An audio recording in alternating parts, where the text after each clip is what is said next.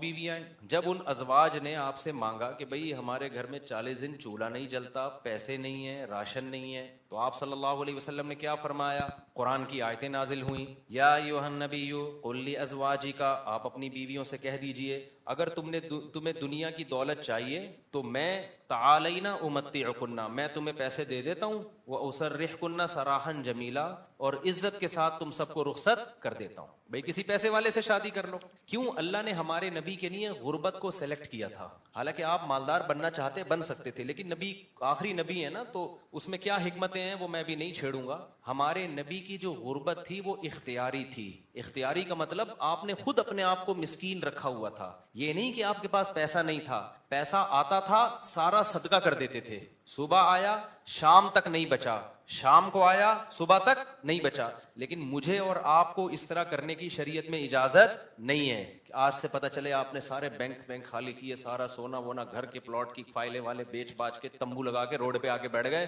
اور بیگم سے کہہ رہے ہو رہنا ہے اسی طرح رہو تمبو میں ورنہ نکلو۔ یہ آپ کو اجازت نہیں ہے۔ کیوں نہیں ہے؟ یہ ٹاپک نہیں ہے میرا، کیونکہ میں نے اگر اس ٹاپک پہ چلا گیا تو یہ جو ٹاپک آج لے کے چلنا ہے وہ چینج ہو جائے گا۔ بس ابھی فی الحال یقین کر لیں کہ مولوی صاحب اگر کہہ رہے ہیں تو علم کی بنیاد پہ کہہ رہے ہوں گے۔ تو یہ نبی کے لیے اللہ نے اس طرز زندگی کو سلیکٹ کیا ہے، میرے اور آپ کے لیے یہ نہیں ہے۔ ہمارے اور آپ کے لیے یہ کہ تمیز سے اچھے بچوں کی طرح کماؤ، کچھ جمع بھی کرو، خرچ بھی کرو، گھر والوں پہ ہاتھ بھی کھلا رکھو، اچھے بچوں کی طرح اس طرح سے زندگی گزارو، فنٹر بننے کی کوشش فرض واجب نماز روزہ یہ پورے کرو بس۔ لیکن نبی کا معیار اونچا تھا، تو نبی صلی اللہ علیہ وسلم نے فرمایا تعالینا امتعکن واسرحکن سراحا جمیلا، میں تمہیں رخصت کر دیتا ہوں، کسی مالداروں سے شادی کر لو۔ اس زمانے میں طلاق یافتہ بیوہ کی شادی ہونا کوئی مسئلہ نہیں تھا، ایک سے ایک رشتہ مل جاتا تھا۔ یہ تو ہمارے زمانے میں نحوست ہے کہ نہیں ہوتی شادیاں۔ اور اگر تم اسی طرح رہنا چاہتی ہو تو اسی طرح غربت میں میرے ساتھ گزارا کرنا پڑے گا۔ تو تمام کی تمام امہات نے، نبی نے ان کو طلاق کا باقاعدہ اختیار دیا۔ یہیں سے علماء نے مسئلہ نکالا ہے کہ طلاق مرد خود بھی دے سکتا ہے، بیوی کو طلاق کا اختیار بھی دے سکتا ہے۔ اگر مرد اپنی بیوی سے کہہ دے کہ میں نے تجھے طلاق کا اختیار دیا تو یہ اختیار عورت کے پاس بھی آ جاتا ہے، پھر وہ اپنے اوپر طلاق واقع کر سکتی ہے۔ اس سے بھی پتہ چلتا ہے کہ عدالتی خلا جو آج کل چل رہا ہے اس میں اسلام میں اس کی کوئی حیثیت نہیں ہے، کیونکہ مرد جب بیوی کو رائٹ دے گا تو ہوگا، کورٹ کے دینے سے نہیں ہوتا۔ جج صرف اپنی بیوی کو طلاق دے سکتا ہے، دوسروں کی بیویوں کو جج طلاق نہیں دے سکتا۔ یہ بار بار بیان کرتا رہا ہوں میں، کیونکہ دنیا کا نظام چینج ہو رہا ہے، ہر جگہ ایسا ہی ہو رہا ہے، یہ جو آج کل سسٹم چینج ہو گیا نا۔ تو اب کیا ہے، اللہ یہ کہ چند صورتوں میں جج بھی دے سکتا ہے، وہ الگ ٹاپک ہے۔ تو نبی صلی اللہ علیہ وسلم نے طلاق کا باقاعدہ اختیار دے دیا، یہ نہیں کہا کہ تم چاہتی ہو تو میں تمہیں طلاق دے دیتا ہوں، نہ، باقاعدہ رائٹ دے دیا کہ اپنے اوپر واقع کر لو۔ حضرت عائشہ رضی اللہ تعالی عنہا کا جب نمبر آیا، اچھا عورت اگر اسی مجلس میں وہ اختیار واپس کر دے تو ختم ہو گیا اختیار۔ مرد نے جس مجلس میں اختیار دیا نا اس مجلس کے ساتھ رہتا ہے، ہمیشہ کے لیے دے دیا تو ہمیشہ کے لیے، مجلس کے ساتھ دے دیا تو جب تک اس مجلس میں ہے طلاق واقع کر سکتی ہے، جب مجلس ختم ہو گئی تو طلاق کا آپشن بھی ختم۔ تو نبی نے حضرت عائشہ کو سے بھی فرمایا کہ تمہیں بھی میں اختیار دیتا ہوں، لیکن آپ نے فرمایا جلد بازی نہ کرنا۔ کیا مطلب؟ جلدی میں یہ نہیں کہہ دینا کہ بھئی مجھے نبی قبول ہیں، ایسا نہ ہو، کم عمر تھی نا حضرت عائشہ، ایسا نہ ہو جلد بازی میں فیصلہ کرو پھر دوبارہ کل فاقے پڑیں، پھر بولو بھائی کہ یہ میں نے فیصلہ کیا تھا، غلط کر دیا تھا۔ اس لیے آپ نے فرمایا اپنے گھر میں پہلے مشورہ کر لو، حضرت عائشہ سے فرمایا اپنے گھر میں جا کے مشورہ کر لو، مشورے کے بعد سوچ سمجھ کے ایک رائے قائم کرو کہ اسی فقر و فاقہ میں 40 دن چولہا نہیں جلے گا، اسی میں گزارا کرنا ہے یا مجھ سے طلاق لے کے کہیں اور شادی کرنی ہے، جلدی میں فیصلہ نہ کرو۔ حضرت عائشہ کو اتنا غصہ آیا نا نبی کے اس بات پر، فرمایا افیکا اشاور، آپ کے بارے میں مشورہ کروں گی میں، یعنی پیغمبر کے بارے میں اپنے ابا اماں سے جا کے مشورہ کروں گی کہ رہنا کہ نہیں رہنا، مطلب کوئی مشورہ نہیں کرنا، رہنا ہے۔ یہ جو غیر مسلم طنز کرتے ہیں نا کہ پیغمبر نے شادی کی اتنی کم عمر میں، اتنی بڑی عمر میں ایک نو عمر لڑکی سے، تو اس نو عمر لڑکی کو طلاق کا اختیار دیا جا رہا ہے اور وہ کہہ رہی ہے کہ آپ کے بارے میں نے کسی سے مشورہ نہیں کرنا۔ یہ سوال ہی غلط ہے، افیکا اشاور، یہ کیسے ہو سکتا ہے؟ آپ جیسا شوہر مجھے کہاں ملے گا، کوئی مشورہ نہیں، آپ کے ساتھ ہی رہنا ہے۔ تو یہ غیر مسلم جو اعتراض کرتے ہیں نا نبی پر، یہ مدعی سست اور گواہ چست، جس کے حق کی بات کر رہے ہیں حضرت عائشہ کی کہ معاذ اللہ ان کے ساتھ ظلم ہو گیا کہ کم عمر میں اتنی بڑی عمر سے شادی کرا دی ان کی، اس کم عمر کو تو یہ احساس نہیں ہو رہا، ان کو تو یہ ہو رہا ہے کہ اس سے اچھا رشتہ میرے لیے اس کائنات میں کوئی نہیں ہے۔ ہندو اور عیسائی کو اعتراض ہو رہا ہے کہ بچی پہ کیا ہو گیا، ظلم ہو گیا، اس کو کہتے ہیں مدعی سست اور گواہ بولو چست, جیسے کہ آپ لوگ بالکل بھی چست لگ نہیں رہے ہو مجھے اس وقت تراویح کی وجہ سے. تو یہ خود ہمارے پیغمبر کی ایک بہترین سیرت ہے کہ اتنی عمر میں ہو کے ایک کم عمر سے 9 عمر سے نکاح کیا, اور کھلانے پلانے کو بھی کچھ نہیں ہے, اور 8 سوکنے بھی ہیں, پھر بھی وہ کہہ رہی ہیں کہ آپ کے بارے میں مشورہ بھی نہیں کرنا میں نے. حالانکہ اب تو زندگی گزار چکی تھی نبی کے ساتھ. اگر وہ شروع میں فیصلہ معاذ اللہ غلط ہو گیا تھا شادی کا, تو اب تو ٹائم گزر چکا تھا نا, اب تو آپ کے پاس آپشن تھا بھائی میں نہیں رہتی. وہ کہہ رہی ہیں آپ کے بارے میں نے مشورہ بھی نہیں کرنا, اور یہ ناممکن ہے. یہ کیسی بات آپ کر رہے ہیں, میں آپ کے بارے میں کیسے مشورہ کر سکتی ہوں؟ خدا کی قسم کسی غیر مسلم میں غیرت ہوگی نا, غیرت, بھٹ دھرم اور ضدی نہ ہو, اس بات کو پیغمبر کی نبوت کی دلیل سمجھ کے محمد صلی اللہ علیہ وسلم پر ایمان لے کر آئے گا کہ آپ جیسی پاکیزہ سیرت اور آپ جیسے کامیاب شوہر اس کائنات میں گزرے نہیں ہیں. آج کوئی 50 سال کا 9 سال کی سے کر کے دکھائے, چند دن گزارے اور کھلانے کو روٹی بھی نہ ہو, اچھی بھلا جو بیوی ہوگی نا وہ مارکیٹ سے کیا ہو جائے گی, شارٹ ہو جائے گی. بلکہ آج جو مارکیٹ سے شارٹ ہو رہی ہیں بیویاں, وہ والی ہو رہی ہیں جو جوڑ کی شادیاں ہیں, جو ظاہری اعتبار سے بھی جوڑ کی شادیاں. 25 سال کے لڑکے کی 24 سال کی لڑکی سے شادی ہو رہی ہے, 25 سال کا یہ پی ایچ ڈی بھی ہے, پروفیسر بھی ہے, اور کروڑ روپے کما بھی رہا ہے, اور بیگم غریب بھی ہے. پھر بھی جس دن مارکیٹ سے آٹا شارٹ ہوا, بیگم اسی دن مارکیٹ سے شارٹ ہو گئی.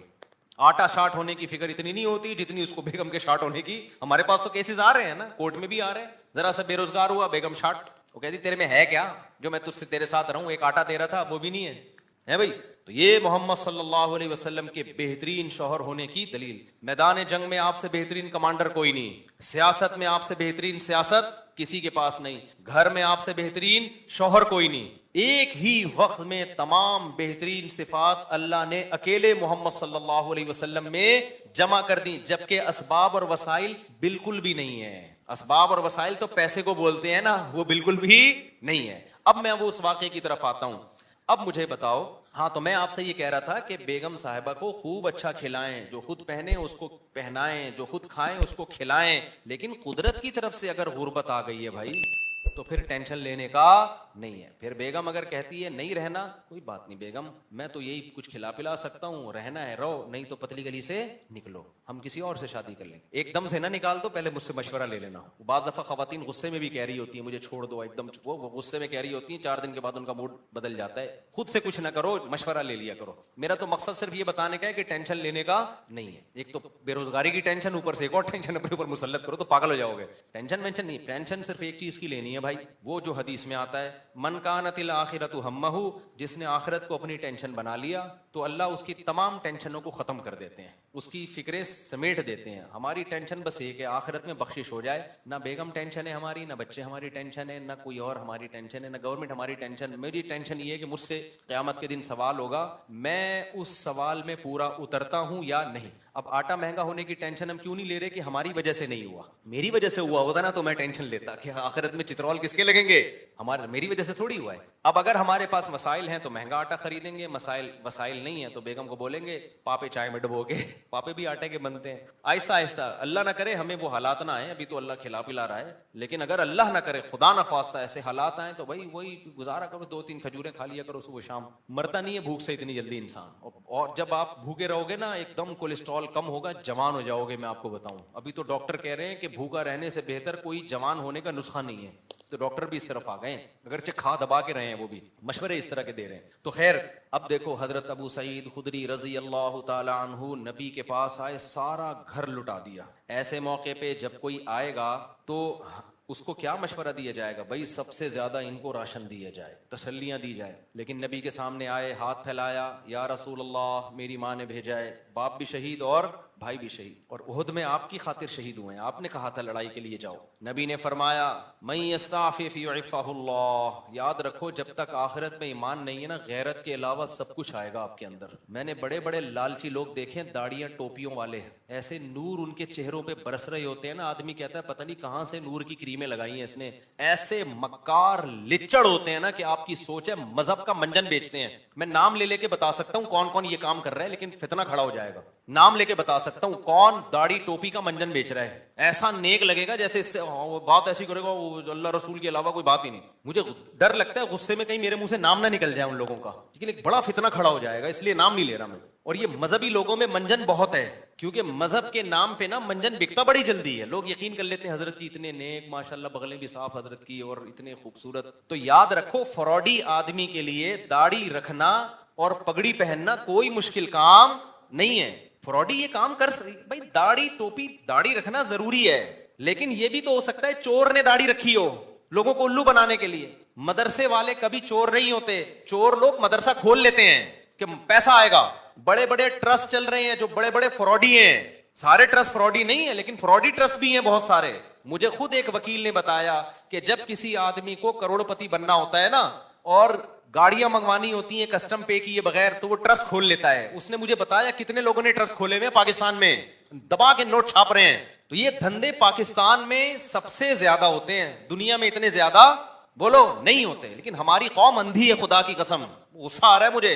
اور رمضان میں تو طبیعت سے چورن بکتا ہے, اٹھا اٹھا کے پھینک رہے ہیں پیسے, یہ لے یہ لے یہ لے. دیکھ نہیں رہے یار یہ کیا کر رہا ہے, یہ اتنا اندھا اعتماد. تمہیں اللہ نے ایک پیسے کی نعمت دی, اس کو برباد تو نہ کرو نا تم. ایک اور کام رمضان میں ذہن میں رکھو, موضوع سیٹ رہا ہوں فوراً آ رہا ہوں پھر اس طرف. ایک اور کام, کیونکہ رمضان میں منجن زیادہ بکتا ہے. دیکھو دینی مدرسوں کا جتنا میں قائل ہوں نا آپ نہیں قائل. میں اگر یہاں بیٹھا ہوں تو مدرسوں کی وجہ سے بیٹھا ہوں, اللہ مجھ سے جو ٹوٹا پھوٹا دین کا کام لے رہا ہے. لیکن مدرسے میں چندہ دینے سے پہلے سوچو یہ قابل اعتماد مدرسہ ہے یا نہیں ہے. بہت دفعہ ایسا ہوتا ہے کہ آپ کو میں پیسہ کمانے کا طریقہ بتا رہا ہوں, غلط طریقہ. آپ اگر بے روزگار ہے نا, پاکستان میں بے روزگاری ایک بہت بڑا مسئلہ ہے, لیکن یہ مسئلہ میں آپ کا 2 منٹ میں کیا کر رہا ہوں ختم کر. جہنم میں تو جاؤ گے لیکن مسئلہ بے روزگاری کا ختم ہو جائے گا. آپ نے کیا کرنا ہے, آپ نے ایک زمین خریدیں, وہ بھی چندے کے پیسوں سے, ٹھیک ہے نا, کہ بتائیں میں ایک مدرسہ کھولنا چاہتا ہوں. اس سے پہلے آپ کو داڑھی رکھیں, آپ داڑھی, کیونکہ لوگ پھر اس پہ زیادہ اعتماد ہے, اور پگڑی باندھیں. مولانا طارق جمیل صاحب کے ساتھ 6 سیلفیاں, مفتی طارق مسعود صاحب کے ساتھ 7 سیلفیاں. مفتی صاحب کے پاؤں دبائیں, میرے پاؤں دبائیں, سر میں مالش کر کے چپکے سے ویڈیو بنائیں کہ دیکھو میں مفتی صاحب کی خدمت کر رہا ہوں, میں گلے مل رہا ہوں, ویڈیو بنائیں. مولانا طارق جمیل صاحب کو ہدیہ دیتے ہوئے ویڈیو بنائیں, ٹھیک ہے. ایک بیان ان سے اپنے حق میں کروا لیں کہ بہت اچھا ہے, آدمی بیان تو کر ہی دیتا ہے نا, میرے پاس بھی کوئی آئے گا اچھا ہی لگ رہا ہے بھائی, اچھا ہے ماشاءاللہ. چند چیزیں اس طرح, ڈاکٹر ذاکر نائک سے ملاقات ہو جائے تو سبحان اللہ, ایک آدھ سیلفی وہاں سے لے لی آپ نے. اور پھر آپ نے کیا کیا ہے, 1-2 دفعہ غریب کو گلے ملتے ہوئے رو لیں, پیاز کاٹ کے جائیں, آنسو پہلے ہی نکلیں گے, ایک دم رو کے ایک تصویر بنا لیں, غریب کو مل کے رو رہے ہیں. بہترین, خدا کی قسم ایسا طریقہ ہے نا, تم نوٹ تمہارے پاس نا رکھنے کی فرصت نہیں ہوگی یار, کدھر رکھوں, تھیلے بھر گئے سارے. اس کے بعد آپ نے کیا کرنا ہے, آپ نے اناؤنس کرنا ہے میں ایک مدرسہ بنا رہا ہوں, یتیم خانہ کھول رہا ہوں. آپ نے 4 دیواری کھڑی کی, اس میں 4-6 یتیم بچے, آپ جائیں وہاں سے کچھ بچے ادھار لیں. ادھار کا مطلب کوئی اپنے بچے دیتا تھوڑی ہے, ان کو بولیں کہ ہم کچھ دن ان کو کھلائیں گے پلائیں گے, تو مائیں دے دیتی ہیں چلو یار کچھ دن, کیا وہ قرآن بھی پڑھائیں گے, تو قرآن پڑھ رہے اس بہانے. یہ آپ کو پتا ہے, اللہ کو پتا ہے. وہ 4-6 یتیم بچے جو شکل سے بھی یتیم لگ رہے ہوں, اور اگر یتیم نہ بھی ہوں تو وہ بچے جو لگ رہے ہوں یتیم شکل سے, بعض یتیم ہوتے نہیں ہیں, لگتے ہیں یتیم. اللہ کی طرف سے ڈیزائننگ کچھ اس طرح کی ہوتی ہے, ٹھیک ہے, وہ لگ کیا رہے ہوتے ہیں, یتیم لگ رہے ہوتے ہیں. رمضان میں بہترین بزنس. تو آپ نے وہ 4 دیواری میں 8, 10, 15, 20 جتنے ہو سکے, ایک بھی لے آؤ گے نا تو دھندا تو چلنا شروع ہو جائے گا. وہ یتیم بچے لا کے ڈال دیے. پھر اس کے بعد آپ اپنی 2-4 نمازوں کی تصویریں دعا مانگتے ہوئے, ٹھیک ہے نا. اور پھر آج کل خلافتیں بھی مل جاتی ہیں, ایک آدھ بزرگ کے تھوڑا سا کچھ, آپ جو 2 نمبر قسم کے بزرگ ہوتے ہیں, ہدیے ودیے دیے اور تھوڑا سا خلافت لے لی وہاں سے. اس کے بعد پھر میرے بھائی, اب جو آپ کے پاس پیسہ آئے گا نا, آپ آگے آگے اور پیسہ آپ کے پیچھے پیچھے. لوگ کہیں گے یار یہ میری طرف سے بکرا, 10-10, 20-20 لوگ بکرے لا رہے ہوں گے, 9 بکرے آپ کے گھر میں, ایک بکرا کاٹ کے بچوں کو کھلا دو. لوگ سمجھ رہے ہوں گے دیکھو بکرا کھلا رہا ہے نا, یہ لوگ یہ تھوڑی دے رہے ہوں گے کم بخت کھلا کتنا رہا ہے, اور 9 تو گھر میں پہنچائے اس نے. اور وہ قصائیوں سے ان کے رابطے ہیں, وہ بک رہے ہیں مارکیٹ میں. گاڑیاں بڑی بڑی لینڈ کروزر جیسی گاڑیاں, بھائی کس کی, مدرسے کی گاڑی ہے. بھائی تیرا ابا تو سائیکل بھی نہیں چلاتا تھا, تیرے پاس اتنی بڑی گاڑی کہاں سے آ گئی, تو کون ہوتا ہے مجھ سے پوچھنے والا. وہ یہ جواب دے گا آگے. ایسی لگژری لائف ہوگی نا. ان 6 یتیم بچوں کو ادھار لیا تھا واپس کر کے, اب سچی مچی کا یتیم آنا شروع ہو جائیں گے. جب پتا چلے گا نا یہ لوگ کھانے میں بکرے کھلاتے ہیں, تو پھر تو جو یتیم نہیں بھی ہیں, ابا کہے گا یار اس کو یتیم ہی فرض کر کے میرے بچے کو بھی یہاں داخل کر لے, بلکہ میرے ابا بھی مر گئے تھے, میں بھی یتیم ہی ہوں. ایسا نوٹ چھاپنے کی مشین بنو گے, بنے ہوئے ہیں لوگ, بنے ہوئے ہیں. بڑے بڑے مدرسوں کے نام پہ فراڈ ہو رہا ہے. میں نہیں کہہ رہا مدرسے فراڈی ہوتے ہیں, فراڈی لوگ بھی مدرسہ بناتے ہیں. اب آپ نے یہ نہیں کرنا کہ مدرسوں کو دینا بند کر دیں، اس سے تو اچھے مدرسے بھی بند ہو جائیں گے. آپ نے تحقیق کرنی ہے کون واقعی دیندار لوگ ہیں، امانت دار لوگ ہیں، کام کر رہے ہیں، اور کون ایسے ہیں جو داڑھی اور پگڑی کے نام پہ منجن بیچ رہے ہیں. یہ آپ نے کرنا ہے، نہیں تو قیامت کے دن الٹے لٹکے پہ ہوگے. بہترین بزنس ہے یہاں پہ یہ. اچھا خیر، ہم آگے چلتے ہیں میرے بھائی. تو اب کیا تھا کہ حضرت ابو سعید خدری رضی اللہ تعالیٰ عنہ کو نبی نے کیا فرمایا. میں یہ عرض کر رہا تھا کہ آخرت ہوگی نا تو غیرت ہوتی ہے. یہ بہت بڑی اللہ کی نعمت ہے کہ آپ کا ہاتھ اللہ کے سوا کسی کے سامنے نہ اٹھے. اللہ سے مانگا کرو، یہ اسباب بھی اختیار کرو پیسہ کمانے کے، کیونکہ جو اسباب اختیار نہیں کرتا اللہ اس کی مدد نہیں کرتا. اگر گھر میں پڑے ہوئے ہو، محنت نہیں کر رہے اور کہہ رہے ہو کہ بس اللہ ہی دے گا، تو پھر اللہ آپ کو بھکاری بنائے گا. یہ یاد رکھنا. آپ نے کیا کرنا ہے، اپنی پوری کوشش کرنی ہے پیسہ کمانے کی، دماغ لگانا ہے. کیوں؟ رزق حلال عین عبادت ہے. الکاسب حبیب اللہ، محنت کر کے کھانے والا وہ اللہ کا دوست ہے. تو اب کیا ہے، ہمارے نبی نے حضرت ابو سعید خدری سے فرمایا کہ من یستعفف یعفہ اللہ. کیا مطلب؟ جو اپنے آپ کو رسوا ہونے سے بچانا چاہتا ہے. عفت کا مطلب رسوا ہونے سے بچانا، دامن داغدار نہ ہو، ذلیل ہونے سے بچانا چاہتا ہے. اس سے پتہ چلا مانگنا کیا ہے، بول لو نا ذلت ہے. ہاتھ پھیلانا کیا ہے، ذلت. جو چاہتا ہے کہ میں ذلیل نہ ہوں، ہمیں تو پتہ ہی نہیں کہ یہ ذلت ہے. ہم تو سمجھتے ہیں میں اتنا چونا لگاتا ہوں بندے سے 2 منٹ میں اتنے پیسے نکلوا لیتا ہوں، یہ میرا کمال ہے. ایک چور کو پکڑا نا، کورٹ میں لے کر گئے، عدالت نے کہا یار تم نے اتنی خوبصورتی سے چوری کی، کسی کو پتہ ہی نہیں چلا. چور کہتا ہے شکریہ سر، آپ نے میری اتنی تعریف، اتنا زبردست چور ہوں. جج نے کہا کم بخت میں تیری تعریف نہیں کر رہا، تیری برائی کر رہا ہوں. تو نبی نے فرمایا من یستعفف یعفہ اللہ. جو اپنے آپ کو رسوا ہونے سے بچانا چاہتا ہے اللہ اسے رسوائی سے بچاتا ہے. اب سوال پیدا ہوتا ہے کہ رسوائی سے تو بچ جائیں گے، لیکن ٹینشن تو ہے نا، فاقے تو پڑ رہے ہیں، مصیبت تو ہے. اگلا جملہ نبی نے فرمایا وَمَن يَتَصَبَّرْ. جو اللہ سے صبر مانگتا ہے يُصَبِّرُهُ اللہ، اللہ اسے صابر بھی بنا دیتا ہے. اس ٹینشن میں اللہ سے مانگو صبر، تو اللہ کیا کرے گا، صبر دے دے گا. جیسے موسیٰ علیہ السلام کی ماں نے جب حضرت موسیٰ کو صندوق میں رکھا نا بچے کو، تو فرعون نے پکڑ لیا اس بچے کو. اب قرآن کہہ رہا ہے موسیٰ کی ماں دل برداشتہ ہو گئی، میرا بچہ کس کی گود میں چلا گیا ہے، فرعون کی. ماں تو ایک دم ہو جائے گی نا. اگر جا کے بتا دیتی کہ میرا بچہ ہے، فرعون نے فوراً قتل کر دینا تھا اس کو. لیکن عورت جذباتی ہوتی ہے، وہ انجام نہیں دیکھتی، وہ جذبات سے مغلوب ہوتی ہے. لیکن قرآن کہتا ہے وَرَبَطْنَا عَلَىٰ قَلْبِهَا، ہم نے موسیٰ کی ماں کے دل کو باندھ دیا. کیا بلاغت ہے قرآن کی. موسیٰ کی ماں کے دل کو کیا کر دیا، رسیوں سے باندھ دیا، جیسے ہلے نہیں اپنی جگہ سے، دل برداشتہ نہ ہو. یہ قرآن کی بلاغت ہے، یعنی صبر کی توفیق دی. اس صبر کی توفیق کو بیان کرنے کے لیے قرآن کیا کہتا ہے، موسیٰ کی ماں کو کے دل کو ہم نے رسی سے کیا کر دیا، ایسے کس کے باندھ دیا، ہلے نہیں بھائی. جیسے کسی بندہ ہل رہا ہو نا، آپ اسے رسی سے کس کے بالکل بند کر دو، اب وہ گیا، یعنی وہ ہلنا بھی چاہے تو نہیں ہلے. تو اس سے پتا چلتا ہے کہ بعض دفعہ انسان بے صبرا ہو رہا ہوتا ہے، لیکن اللہ کی طرف سے اس کو ایسی توفیق ملتی ہے کہ اللہ اس کے دل کو رسیوں سے باندھ دیتے ہیں. ہلنا نہیں، چپ کر کے تمیز سے بیٹھا رہے، مجھ پر اعتماد اور توکل کر. اسی لیے قرآن میں نبی کو اللہ نے فرمایا وما صبرک الا باللہ، اے نبی آپ صبر کریں، لیکن آپ کا صبر اللہ کی توفیق کے بغیر نہیں ہوگا. یہ صبر بھی آپ نے اللہ سے مانگنا ہے. تو نبی نے فرمایا جو صبر کرنا چاہتا ہے اللہ اس کو صبر کی توفیق دیتا ہے. آج ڈپریشن اس لیے بڑھ رہی ہے کہ صبر کرنا چاہتے ہی نہیں ہے. جو ٹینشن آئی، جو مصیبت آئی، بس نکال دو فوراً جا کے. جو پہلے آ گیا نا وہ پٹتا ہے. آپ جب غصے میں بیٹھے ہو تو جو شروع میں آ گیا نا وہ اس کا کیا ہو گیا، بیڑا غرق ہو گیا.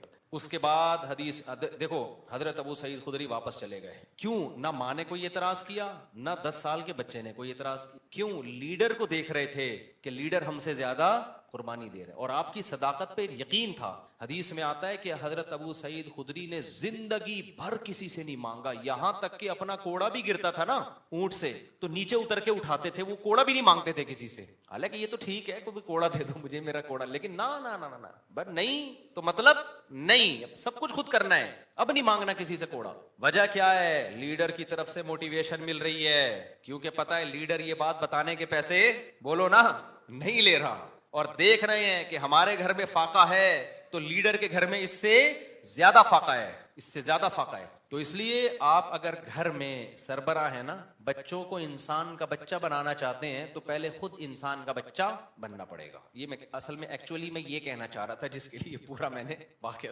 اصل آپ کون سا میدان جنگ میں جا رہے ہو, جہاد میں جا رہے ہو, ماں باپ اور بھائیوں کو کٹوا رہے ہو آپ. تو ایکچولی جو میں بات عرض کرنا چاہ رہا تھا کہ اگر آپ چاہتے ہو کہ آپ کی بیوی انسان کی بچی بن کے رہے تو آپ کو پہلے انسان کا بچہ بننا پڑے گا. آپ چاہتے ہو کہ میرے گھر میں اخلاق کا ماحول ہو, تمیز سے بات کیا کریں, تو پہلے آپ کو تمیز سے بات کرنی پڑے گی. آپ بیگم سے کہہ رہے ہو تمیز سے بات کرو, اس کا مطلب آپ خود ہی تمیز سے بات نہیں کر رہے. وہ تو آپ کا ایٹیٹیوڈ دیکھ رہی ہے نا.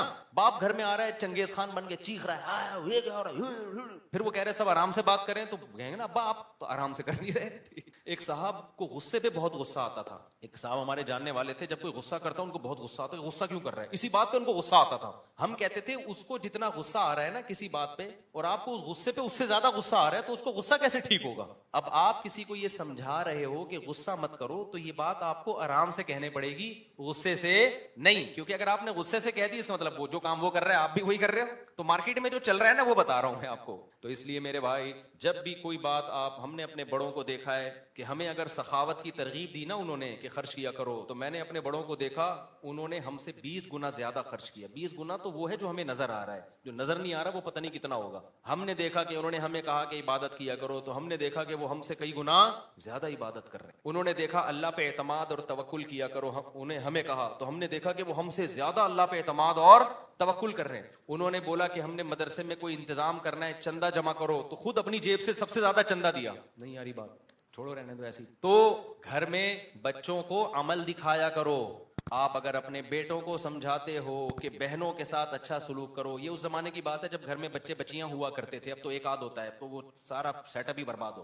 پہلے یہ ہوتا تھا 7-8 بہن بھائی ہیں, تو ماں باپ بھائیوں کو حکم دیتے تھے بیٹوں کو بھی بیٹیوں کا بھی خیال کرنا. اب تو ٹیاں ہے ہی نہیں, ٹی رہ گئی ہے, بیٹیاں نہیں ہوتی. ایک آدھ بیٹی ہوتی, وہ خود ہی اپنا خیال رکھ لے گی, اس کے لیے آپ کو نہ وصیتیں کرنے کی ضرورت نہ تکلف کی. یہ ان لوگوں کی بات کر رہا ہوں جن کے ہاں بچے ہوتے ہیں, خاندان ہوتے ہیں, چاچے مامے خاندان گھر آباد ہوتے ہیں. تو ان کے لیے خصوصی پیکیج ابھی میں پیش کر رہا ہوں کہ جب وہ اپنے بیٹوں کو سمجھائیں کہ اپنی بیٹیوں کا خیال کرنا, تو کیا مطلب بھائیوں کو سمجھا رہے ہیں بہنوں کا, تو پھر آپ نے ان کے سامنے اپنی بہنوں کا خیال کر کے دکھانا ہے. اپنی بہنوں کو دعوت دو, ان کو ہدیے دو, ان کو پیسے دو. بچوں کو پتا چلے ہمارا ابا اپنی بہنوں کا اتنا خیال کرتا تھا, تو ہمیں بھی ابا کے جانے کے بعد اپنی بہنوں کا خیال کرنا ہے. ان کو پتا ہے ابا کے پاس نصیحتوں کے علاوہ کچھ بھی نہیں ہے, ٹھیک ہے. پوری تقریر ابا کی 1 گھنٹے کی ہوتی ہے, لیکن ابا کی جب بہنیں آتی ہیں تو ابا 5 روپے بھی خرچ کرنے کے لیے تیار نہیں ہے. بچوں کو آپ نے کہا کہ دیکھو بیٹا, تمہارے بھائیوں میں کوئی غریب ہو جائے, بھائیوں میں پہلے ہوتے تھے, اب بھائی نہیں, ایک آدھ بچہ ہی بس, سارا برباد ہوگا. مجھے تو اتنا غصہ آتا ہے نا, پکڑ کے چترول لگانا شروع کر دوں کہ تم لوگوں نے فیملی پلاننگ والوں کی باتوں میں آ کے کیسا بیڑا غرق کباڑا کر دیا اپنے گھروں کا یار. سارا فیملی سسٹم تباہ کر دی. اس کے لیے شادی کرنے کی ضرورت ہی نہیں تھی تم لوگوں کا یار. شادی تو ہوتی بچے پیدا کرنے کے لیے, ایسے ہی تھوڑے دن رہ گئے تھے زندگی گزار لیتے. ٹینشن, بیگم کی ٹینشن کی بھی کیا ضرورت ہے, اور اگر ٹینشن لے لیے تو ایک آدھ بچے ایک سے زیادہ, تو پھر اس کی ٹینشن ہوتی ہے. بچوں کی وجہ سے تو بیوی کو پال رہا ہوتا ہے آدمی. خیر اب یہ باتیں پھر خواتین ناراض ہوتی ہیں, ویسے بھی پالتا ہے, ایسا نہیں ہے صرف بچوں کی وجہ سے, تو بلکہ پالتا کہاں ہے, خود پلتی ہیں. تو میرے بھائی میں یہ عرض کر رہا تھا کہ آپ نے بیٹوں کو سمجھانا ہے کہ اگر تمہارے بھائیوں میں سے کوئی غریب ہو جائے تو جس بھائی کو اللہ پیسہ دے گا اس نے اپنے غریب بھائیوں کا خیال کرنا ہے. یہ تقریر جب سمجھ میں آئے گی جب بچے دیکھیں گے ہمارے ابا ہمارے چاچا اور تایا کا خیال رکھتے ہیں. نہیں یار, آپ کے بھائیوں میں کوئی غریب ہو جائے نا, ایسا نہ کرو کہ وہ آ کے آپ سے بھیک مانگے, یار اللہ کے نام پہ کچھ دے دے, تو گاڑیوں میں گھوم رہا ہے, کچھ ہمیں بھی دے دے. آپ نے پہلے سے ہی ان کو دینا شروع کر دیا, ان کا حصہ ہے. وفی اموالہم حق للسائل والمحروم وآت ذی القربى حقہ. اللہ کہتے ہیں رشتہ داروں کو ان کا حق دو. تو رشتہ داروں میں تو بھائی بہن سب سے پہلے ہیں بھائی. اللہ کہہ رہی ہے ان کا رائٹ ہے, ان کا حق ہے. آپ کے پاس پیسہ ہے, وہ غریب ہیں, تو میں نہیں کہہ رہا ان کو وہی اسٹینڈرڈ دے دو جو آپ کا ہے. اتنا تو کرو نا کہ کچھ تو تھوڑا سا خیال کرو ان کا. ایک کے پاس پیسہ آ جاتا ہے, دوسرا پیچھے پڑا ہوا ہوتا ہے, اور وہ کہتے ہیں تجھے ضرورت کیا ہے, تو ضرورت کیا. بھائی بھائیوں کو بہنوں کو ضرورت کی وجہ سے نہیں دیا جاتا. کس وجہ سے دیا جاتا ہے؟ رشتے کی وجہ سے دیا جاتا ہے. یہ اللہ کا حکم ہے. اگر آپ آخرت پر ایمان رکھتے ہو آپ کو یہ کرنا پڑے گا.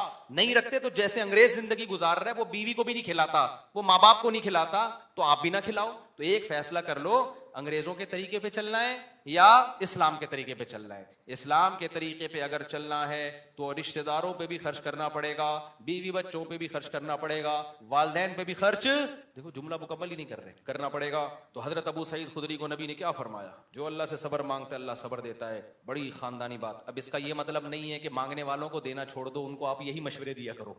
آئندہ کوئی آئے بھکاری تو آپ کو حدیث میں آتا ہے حضرت ابو سعید خدری آئے تھے تو نبی نے ان کو مشورہ دیا تھا, تو میرا بھی مشورہ یہ اللہ سے مانگ جا کے. نبی نے ہر ایک کو یہ مشورہ نہیں دیا, لیول دیکھا لوگوں کا. بہت سے صحابہ آئے, نبی نے ان کو دے دیا کہ ان کا توکل کا وہ لیول نہیں تھا. ابو سعید خدری تو لیڈر تھے نا, بعد میں لیڈر بنے ہیں, جنگوں میں کمانڈر بنے ہیں, علم کے مفتی بھی بنے حضرت ابو سعید خدری. ان صحابہ میں ہر ایک مفتی نہیں تھا, چند مخصوص لوگ تھے جو فتویٰ دیا کرتے تھے. تو مذہبی لیڈر تھے نا حضرت ابو سعید خدری, اس لیے ان کو تیار کیا نبی نے کہ ان کا لیول توکل کا اونچا ہوگا. تو اب یہ جو بیچارہ عام بھکاری آ رہا ہے اس کو وہ والے توکل پہ نہ چڑھاؤ بھائی, ٹھیک ہے, جس کو خود بھی نہیں ہو. ہاں بھکاریوں کو دینا چاہیے نہیں دینا چاہیے, اس میں بہت سوچ سمجھ کے. بھکاریوں میں پروفیشنل لوگ بہت زیادہ ہیں. پورے نا سعودی عرب میں بھکاری لوگ کنٹینر بھر کے لا رہے ہوتے ہیں. ایک ہمارے میں پہلے جہاں رہا کرتا تھا نا, وہاں ایک جاننے والا بندہ تھا, اس کے بارے میں پتا چلا کہ سعودی عرب میں وہ حج کرنے گیا اور بھیک جمع کر کے پورا کنٹینر بک کرایا, اس کا پورا مال اترا کنٹینر یہاں پہ, وہ سارا بھیک کا